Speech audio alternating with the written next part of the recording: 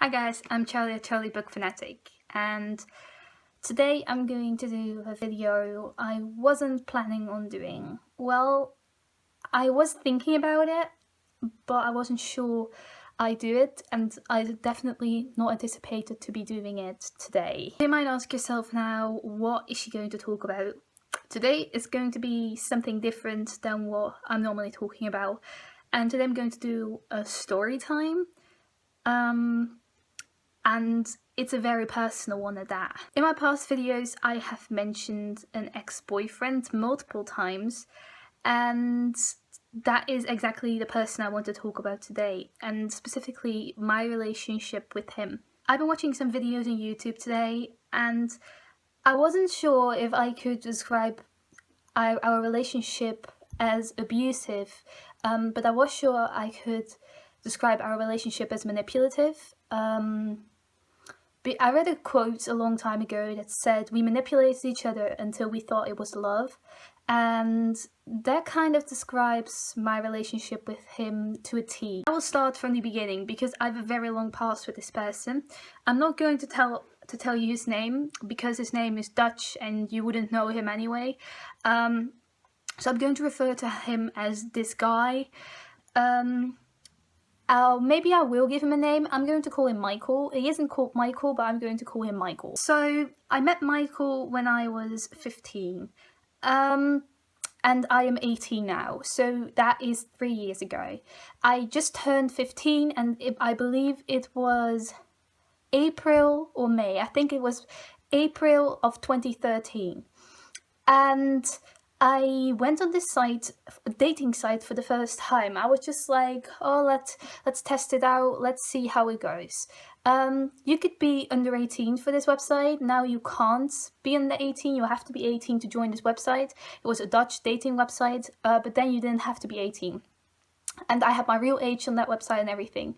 And then I encountered this guy who was, I think he was 17 at the time. Yeah, he was 17 at the time. He's now 20. And we started talking for a couple of days, and then he asked me to meet him. And I said, well, okay, because he didn't live that far away. He actually lived in the city right next to the village I live in. Back then I actually lived somewhere else, but I moved in May 2013 to this house that was in a village close to the city he lived in. So we met for the first time in May and we started talking to the end of April. So it was actually really convenient that I moved so close to him. So I met up with him and we instantly hit it off, like we connected. And this may sound so cliche, but honestly, I had never felt that way before. I was so nervous and it was kind of awkward, but it was really lovely as well. So I met him behind the train station, and because it was really close to his house, so I cycled all the way over there, and we met up and we talked, and it was kind of awkward and pretty cold actually, I remember.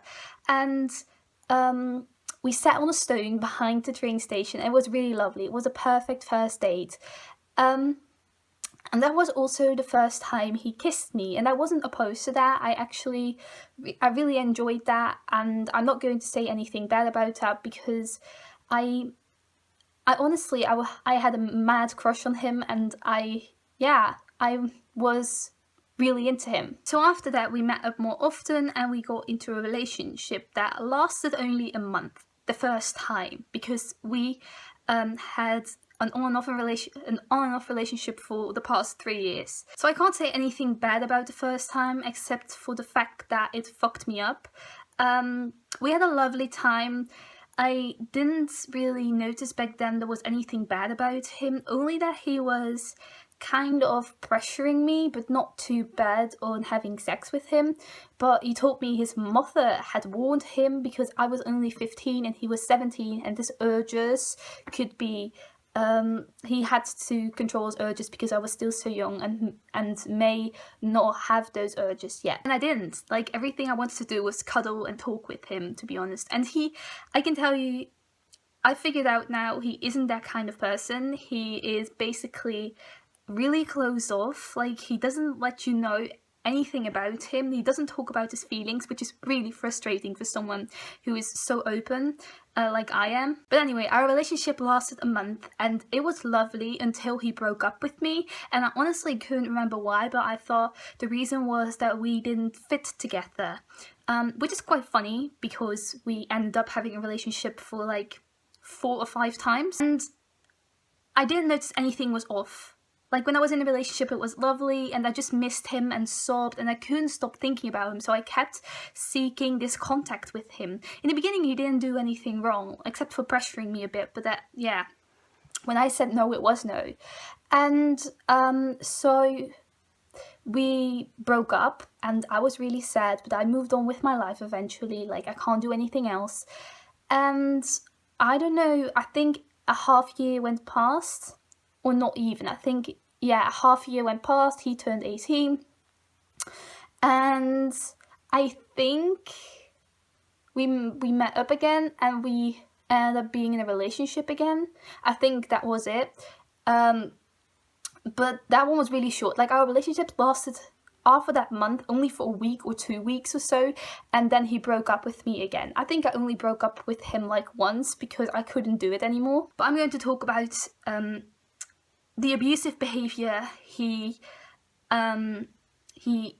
had, like because after watching some YouTube videos and reading some articles, I do believe I can say he was abusive, but not physically abusive, but emotionally abusive. Like through the years, when I didn't want to have sex with him, like I am not the kind of person who has sex with anyone, and even though I really loved him, because that was why I kept coming back to him, I was really in love with him. He's the only guy I've ever actually been in love with and actually have ever loved.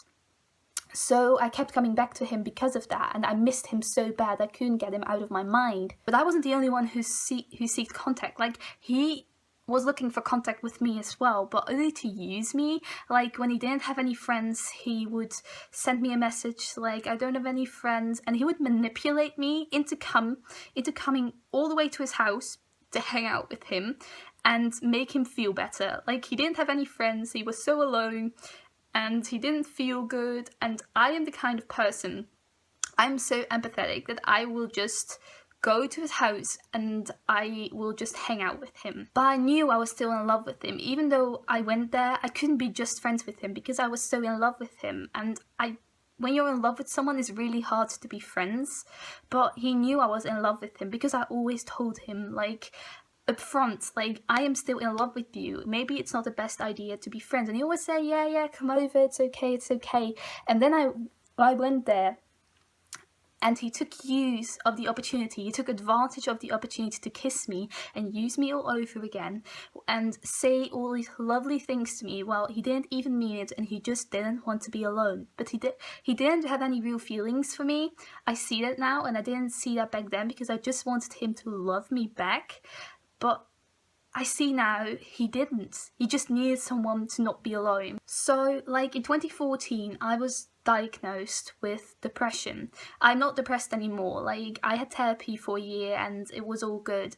But I believe I wasn't the only one with depression. Like, I was in a relationship. Well, I believe I had a depression when I first met him, and I think he didn't have a depression back then, but after we broke up for the first time, he started smoking weed regularly, like every single day, and then like 4 to 5 joints a day, and it went totally out of hand. He became kind of like a drug addict. Like, I believe you can get addicted to weed and it can totally take over your life like it did with him. Like, he didn't do anything anymore. He just went to work, basically, but he didn't have any ambitions in his life. He didn't have any goals. He just sat at home, went to work, went back home, and played video games, which isn't the kind of guy I'm into. Like, I would like someone to have ambitions and have goals, but I still was in love with him, and I can't just turn that off, so I stayed with him. But he eventually, I think it turned into a depression as well, but I can't say for sure because he wasn't diagnosed with it, because he was so closed off and he didn't want to talk to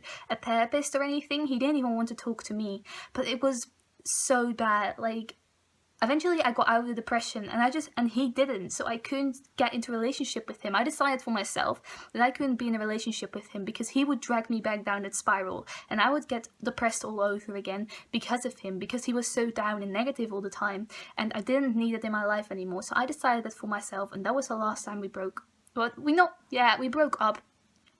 That was May last year, but he contacted me back in November last year, like 2015, and then he contacted me again in December, and that is when I said, I can't be your friend. I'm sorry, I can't.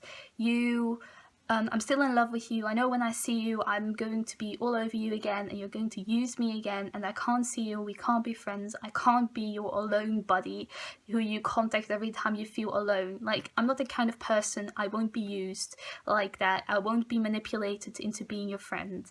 I'm sorry. I can't hang out with you. And I didn't tell you this before, but he had this tendency of getting mad. Like, whenever I said something that didn't sit well with him, he just got mad. Like, he would cuss me out. He would say, he would insult me. He would bring me down. And everything I said was... He made me feel dumb, and that is what I don't like, and I honestly thought I deserved it at the time. Like, whenever I said something, he was like, that's not true, what even are you saying? That's not relevant to the situation at all. And he would make me feel so bad about literally everything, and I just wanted to be with him because I loved him, but honestly, I couldn't even have a single good, regular conversation with him because he would always say stupid shit to me and bring me down and... or pressure me into having sex with him, because that became a thing more regularly than you can even imagine. Like, every single time I would see him, I literally talked about this with him. I said, I'm not ready to have sex with you yet. Like, I will let you know when I'm ready, but I'm not yet. And every single time I would see him, he would still get onto me, and he would still try, and he would get turned on, and he would actually say to me, like, would you like to try? And I was like, I told you already, I don't want to. I said no. And even when I said no, he still kept trying to get me turned on or get me to do anything. Like, he wasn't forcing me to, but he got mad when I said no. Like, he was like, okay, fine, you know? And I felt really bad, but I didn't give in. But honestly, I felt really bad because every single time he would get mad at me, and like the whole vibe, like everything became awkward after that because he just wouldn't talk to me anymore, or I would get really short replies. I'm going to give you an example. One time, I wasn't in a relationship with him. I went over to his house, and it was around Christmas time, 2014 or I think it was 2014, and I would... no, it was 2013. No, it was 2014. Like December 2014, right before Christmas. I would meet up with him because I bought him a Christmas present. Yes, I did that. And his best friend was over there. Like, his best friend lives quite far away, but he stayed with him. So I went to hang out with him and his best friend. And his best friend was really nice to me. I hadn't met his best friend ever before. And we clicked. Like, we really hung out and stuff. And my ex would be quiet, and he would say things like, ooh, you make a cute couple and everything. But I know my ex is jealous and possessive. Like, even when I'm not in a relationship with him, he's still jealous and he still acts like an asshole. Like, he will say things, ooh, you make a cute couple, and then when we don't deny it or anything like that, he will get mad, even though he's not in a relationship with me anymore, and he doesn't have anything to say about me. Like, he never had anything to say about me, but honestly, he still tried that. And just so when I came to hang out with him, eventually he never cycled with me back to my house. Like, I had to bike through the dark every single night. He never went over to my house. He never met my parents or my family. I met his, and I had to bike over through his house, and like, it was 3 a.m. and I had to bike through the dark alone because he was tired or he was lazy and he didn't want to come out with me. His best friend, that one time, it happened while his best friend was there, and his best friend said to him, like, maybe we should bike with her because it's getting quite dark and she can't just cycle through the dark alone. And my ex was like, no, I don't think we should, like, I don't feel like it. And he didn't. And he got mad at his best friend and kicked his best friend out. Like, his best friend had to go, and they go on a fight and his best friend had to go home. He took his stuff and went home. After that, I apologized profusely to my ex about the fact that he and his best friend got in a fight over me. Like, that wasn't my intention at all. And I didn't have to apologize for that, but I felt like I had to apologize because he made me feel that way. And I did that. And he went totally ballistic. Like, he was so mad at me. Like, you caused this is your fault. Why'd you have to flirt with my best friend? Now my best friend is gone. And then he continued on to kick me out as well. So I just took my bag and I went away. Like, I just went away. And I honestly, that is like crazy to me now, but then I thought I totally deserved that. I totally deserved that treatment. Even though I went all the way over there to give him a Christmas present, he kicked his best friend and me out of his house because we talked to each other, and his best friend suggested that they together bike with me to my house through the dark, because, God forgive me, I might get raped or attacked by an old man or something like that. And he was like, he just didn't want to come. He was like, let her cycle through dark. Let it be. I don't fucking care. And even then, I still didn't see what he was doing and what was going on. Like, I feel so stupid about it now, but I'm so glad I can see the person he is now. But honestly, these kind of things he would do to me all the time, and he made me feel bad about everything.